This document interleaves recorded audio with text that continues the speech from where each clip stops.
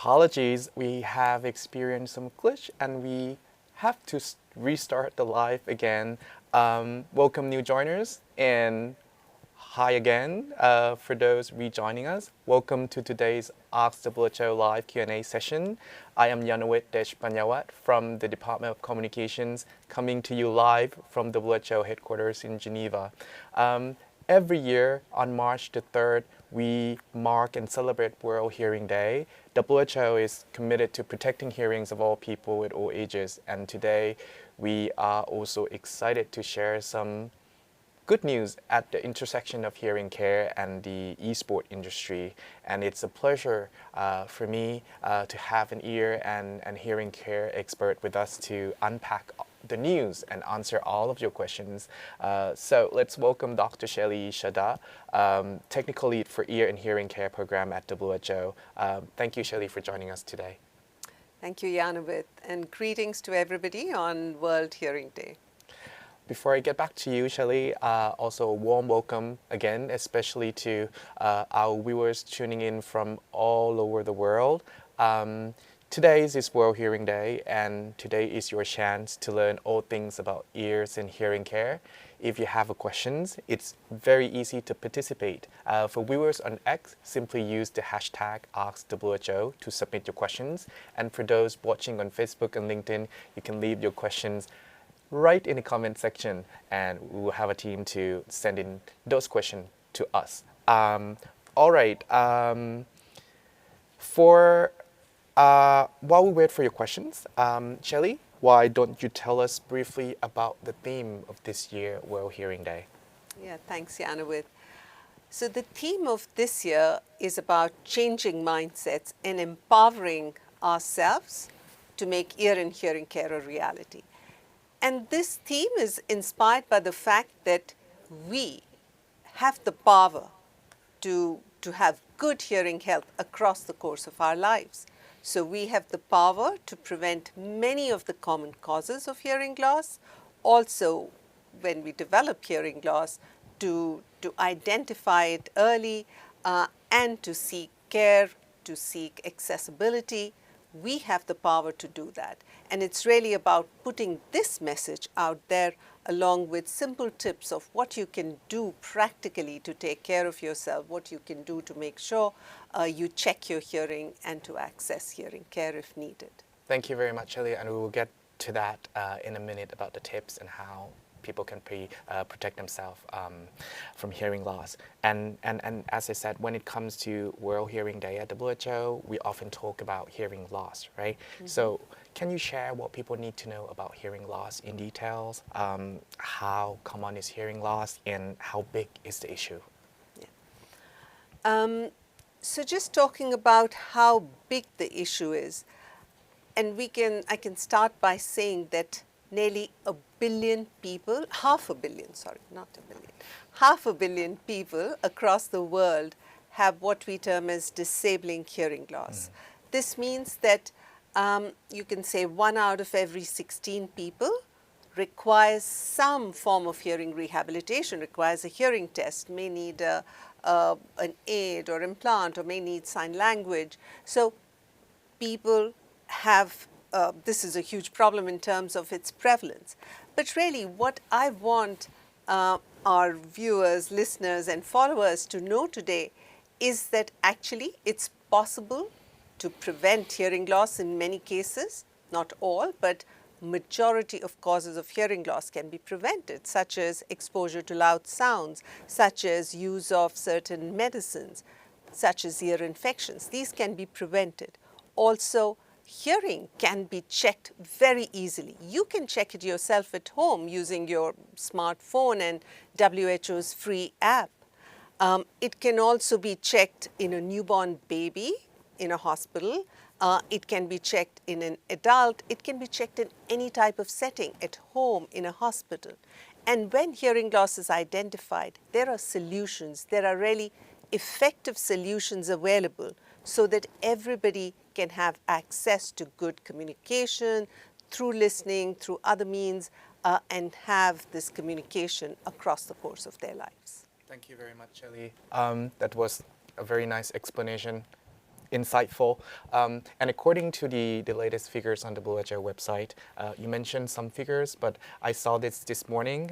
We say over 1 billion young people are at risk of hearing loss due to long exposure to sounds from either music or video games. As an expert, Chelly, what are some of the early signs that a person or parents may be able to notice if excessive audio from video games or from music is affecting, their or their child's hearing? Very, very pertinent question. And I think these are some simple things that anybody can observe. So one thing is if a person, a child or an adult asks you to repeatedly asks you to say that again, to what did you say? So has this question, so cannot really make out what you're saying very well. Especially at the start, this kind of symptom of asking someone to repeat is more evident when you're in a slightly noisy place like a restaurant, but gradually it may come to a place where this happens even more often. So if someone is asking you to repeat what you're saying and doing that again and again, that's something to be concerned about. Also, it's important to notice if your child or your friend, adult, whoever, is raising the volume of their device or the television repeatedly and it's a bit loud and uncomfortable. Ringing in the ear, that is one of the most common first symptom of hearing damage, of ear damage. So if one has ringing in the ear persistently, it's important to check one's hearing. And lastly, I want to highlight the volume of one's own voice. So if you observe that somebody is speaking at a loud volume, it's possible that that is because they already have a hearing damage. So that's again something that should trigger a hearing test. Thank you very much. That's very helpful. And for those watching, have you ever experienced any type of these signs? Share with us in the comments, and perhaps Chelly can answer some questions for you. And if you have questions, as I said, please use hashtag AskWHO if you're watching on X, or any questions you can leave in the comment section if you're watching us on LinkedIn and Facebook. And before I take the first questions, Shelley, I asked you about the theme of this year World Hearing Day at the beginning of our conversation, which is focused on shifting mindsets and around ear and hearing care. We are encouraging people to take charge of their hearing health for themselves and for others, with more children and adults spending more time playing video games with headphones on. What steps can they take to protect their ears and hearing? Very good question, and again, some very practical tips in this respect. So it's important to understand that it is really the loudness of the sound and the time for which we hear it that affects our hearing. So in order to protect our ears and to protect our hearing and prevent hearing loss, some simple things you can do is, firstly, to keep the volume low. As a rule of thumb, you can keep the volume below 60% of the maximum on your device. However, many devices today allow you to track your hearing. So they track how long you've listened, at what volume you're listening, and they tell you if you're too high or have listened for too long or too much. So if your device does that, make sure you heed that message and act on it to reduce your volume. So listen at a lower volume. For doing that, it's also useful to use noise cancelling headphones so that they can reduce the background noise. As far as possible, try to play a video game in a slightly quieter place. So don't have like loud music, for example, playing in the background, because that will mean you need to increase the volume on your device. And lastly, take breaks. So don't play continuously for long times for various reasons, including that of hearing health. So make sure you take breaks in between to give your ears a rest and a break. Thank you very much. That's a very practical advice. Lowering the volume, taking breaks, use noise limiting settings, and check your hearing using the apps. These can make a big difference in protecting your hearing, of course. Now I'll take a couple of questions from the viewers. Thank you very much for sending the questions in. These are very interesting. The first question that I've seen here, let me check. It's from Sweta Verma Ravad, watching us on X. She is asking, what is the percentage of hearing issues in people age 60 years and up? Thank you, Sweta, for that question. Definitely, as we grow older, the prevalence of hearing loss becomes higher. And WHO's statistics show us that nearly a third of the people, definitely around 30% of those who are above 60 years, have some degree of hearing loss.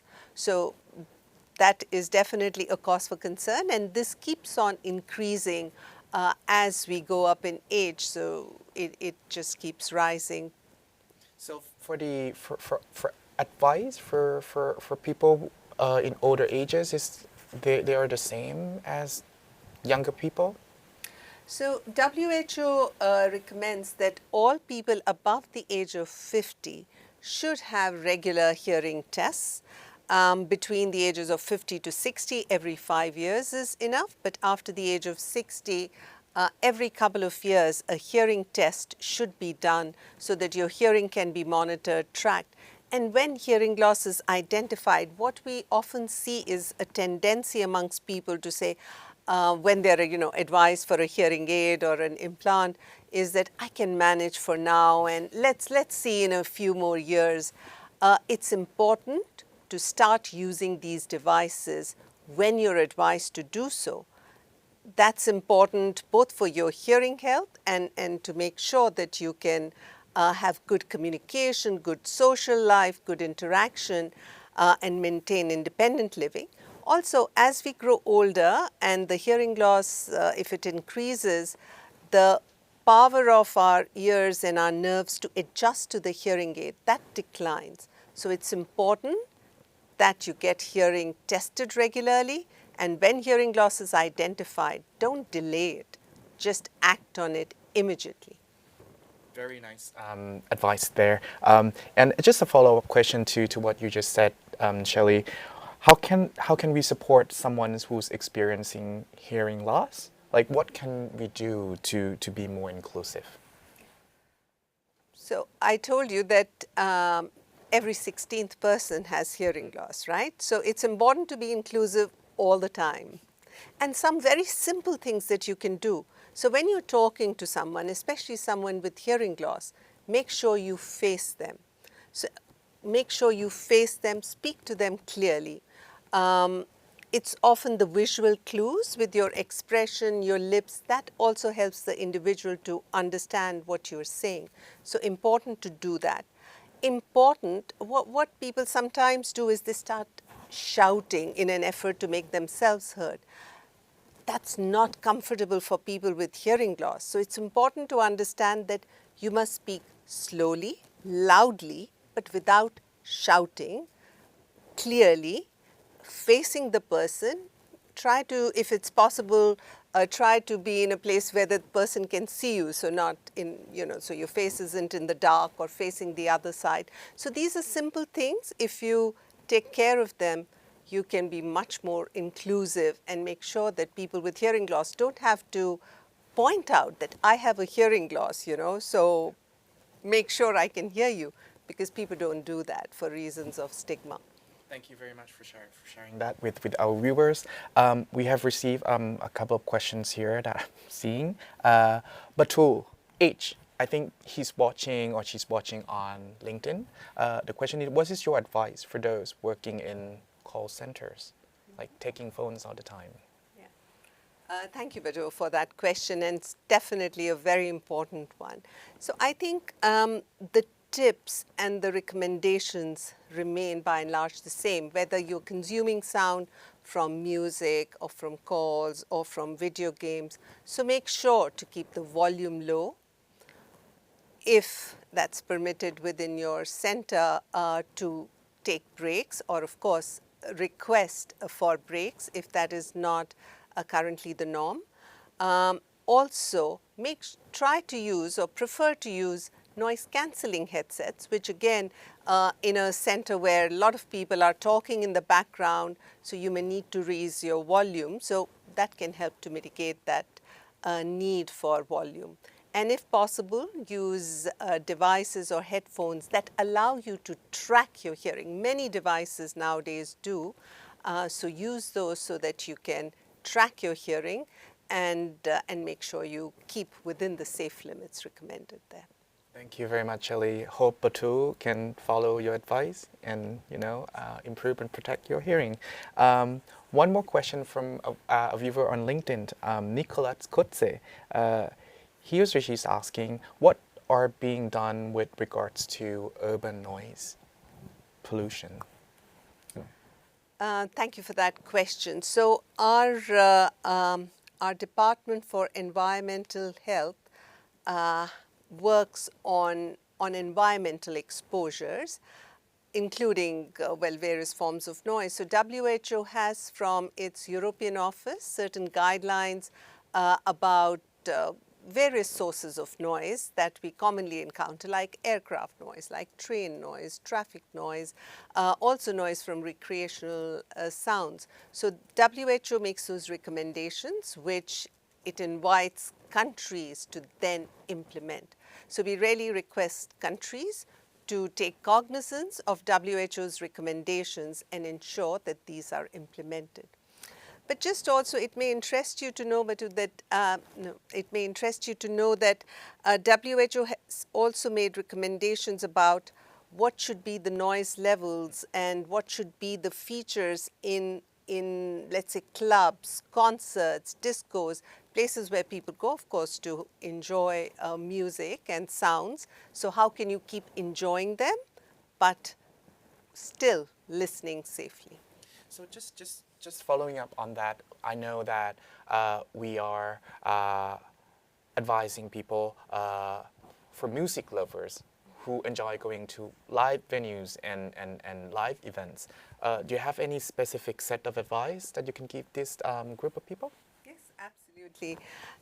So when you go, for those who go regularly to a music venue, whether it's a club, disco, a concert, make sure that one of the key things that you always carry with you in your bag, in your pocket, and whatever you always take with you are a pair of earplugs. So they can be your best friends in protecting your hearing. Make sure you use them properly and consistently so that the sound volume reaching your ears can be reduced. Also, in many clubs, WHO recommends, again, taking breaks and advises countries to regulate for quiet areas within the venue. So where such quiet areas exist, make use of them. When you have been in this venue for so long, for a while, let's say an hour or so, go into the quiet area for a bit, chat at a quieter volume with a friend, for example, give your ears some rest. When you're in this venue, avoid standing very close to the sound source, like standing next to the speaker. So those are certain tips. If you follow them, you can definitely protect your hearing and limit the hearing damage. Thank you very much. That's a very helpful advice and practical advice. Actually, I am one of the people who love going to live events, so that's very, very practical. I'm just going to take the last question here before we wrap up our conversation today. Alison Chang, watching us on LinkedIn. Perhaps you already checked the Hear Who app that you just mentioned. She's asking, is the Hear Who app appropriate for children as young as 3 years old? Hi, Alison, and thank you very much for that question. So the short answer to your question is no. The app is suitable really for adults it's not suitable for testing the hearing of a child. We are in the process of developing another app which could be used for even for children. But as of now, if you suspect that your child or any child has a problem with their hearing, it's very easy to get the child's hearing tested by taking them to a hearing healthcare provider. So please do that. But the Hear Who app will not be able to help you in this case. Okay, just the last question for me. You have given some tips for gamers earlier in our conversation to protect their ears and hearings. And how about game developers and the esport industry? How can they play a role in protecting hearing health? I know WHO and ITU are highlighting the first global standard for safe listening in esports and video games. Can you tell us more about that, please? So WHO and ITU have actually been working with a lot of experts in the field of, well, of course, audiology, but also video game sound development and so on, and with the people from industry to develop this standard. And this standard really makes two sets of recommendations. So it talks about the video game device, so like the console or PC, etc., on which the game is played. And it recommends certain features so that the device itself can track how much sound you're consuming, so how long you're listening, how loud you're listening, provide you with some messages and alerts to so that you can limit your sound exposure. Also, it recommends features like headphone reduction. So if you plug in a headphone into the device, it should be able to detect that and then to reduce your volume because you're going from a external listening mode to a headphone mode. So that that headphone mode is there. It also recommends certain information to be provided, certain other safety features to be there within the device. The standard also recommends that video game titles, so the software on which the game is made and played, this should have certain features. So it should provide you with some information about safe listening, just as it does for many other health conditions currently. It should provide you this information, and there should be certain specific features, so that the user, so that the video game player can actually adjust what sounds they don't want to listen to. Let's say they don't want to be disturbed by the sound of the chat, then they should have the function to reduce that. Or somebody who's experiencing tinnitus may not want to hear or may want to reduce the volume of certain ringing sounds, like some various ringing sounds that can happen in a game, so that you have the option to reduce that particular sound and also to boost up other sounds. So these are features which are recommended in the standard we are highlighting today. And of course, our call to manufacturers of video game devices and video game software is to take cognizance and to adopt and implement these standards in their games. Thank you very much, Ali, for explaining that. And I hope we could see the technology industry, the gaming industry, esport industry, and health, public health coming together to protect hearing of all people. I'm aware of the time that we have left now. So to wrap up our conversation, do you have any last words to share with our viewers? So at the end, I would really like to again draw your attention to the fact that today, 3rd of March, is World Hearing Day. I invite all of you, all adults who are listening to us, to use the Hear Who app to check your own hearing and to make sure that you do this every year so that you have a way of tracking your hearing over time. And for those who love listening to music, like Janowit here, love going to concerts and clubs, please doing it, but do it safely. So with that message, I'd like to say thank you to all the viewers and thank you to you, Janowit. Thank you very much, Ali. It's a It was a very lovely and insightful conversation. And if you want to learn more about WHO work on ear and hearing care, you can visit our website at who.int or follow us on social media for the latest update.